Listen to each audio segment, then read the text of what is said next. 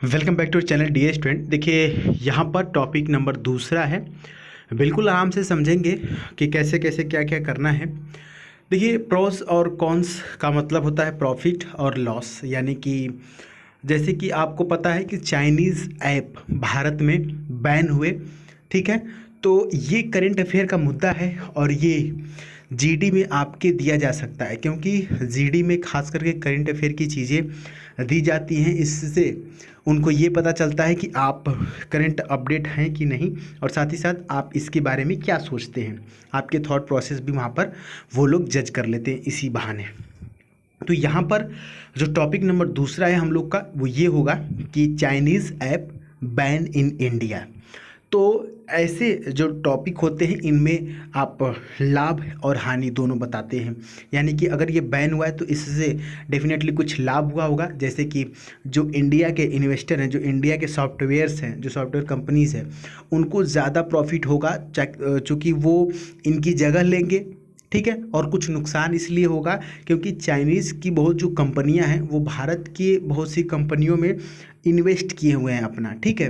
तो उनको ये नुकसान हो सकता है कि उनका इन्वेस्ट वहाँ से कम हो सकता है, और साथ ही साथ ये हो सकता है कि उनको अब आगे इंडिया में इन्वेस्ट करने में डर लगे, क्योंकि हो सकता है कि वो उनके मन में ये डर लगेगा कि कभी भी हमारी चीज़ें इंडिया में बैन की जा सकती है। तो कुछ इस प्रकार से इसके नुकसान होंगे और कुछ फ़ायदे भी होंगे। तो आइए उसी पर हम लोग देखते हैं इंग्लिश में किस प्रकार से क्या क्या करना होगा आपको।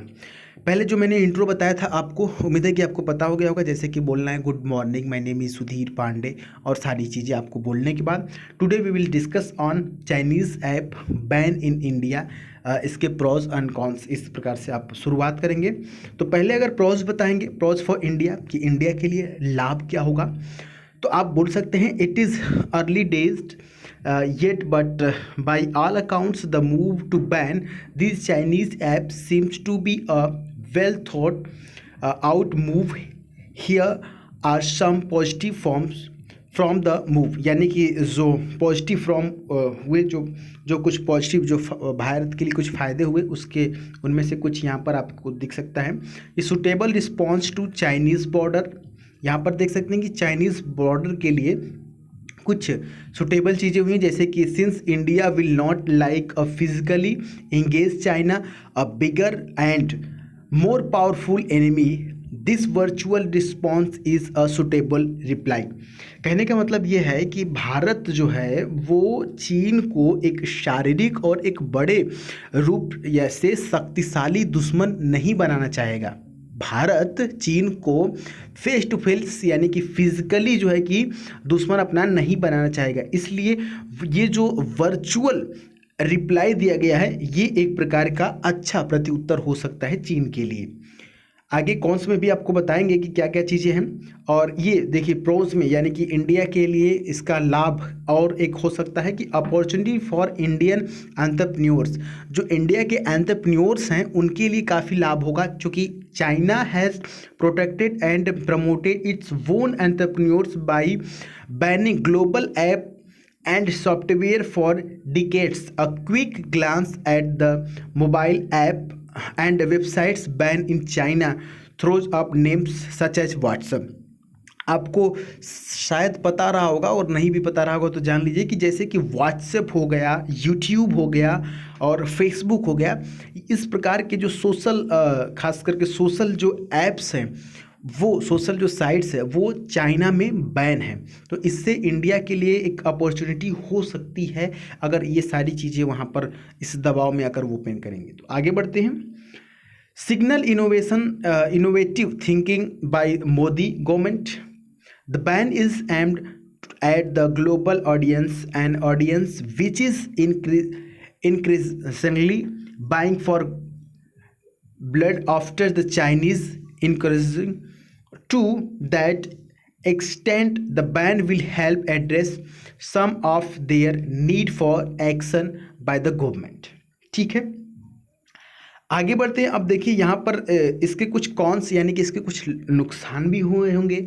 जैसे कि ऐप बैन हुआ है तो नुकसान इससे क्या हो सकते हैं। If China retaliates with the economics major it impacts on India can be significantly larger, hence there can be following disadvantage of this move. इसके कुछ डिसएडवांटेज भी हो सकते हैं, जैसा कि मैंने आपको बताया कि कुछ जो इन्वेस्ट करने वाली कंपनियां हैं वो यहाँ पर कुछ नुकसान दे सकते हैं, क्योंकि उनका जो विश्वास है वो कम होगा।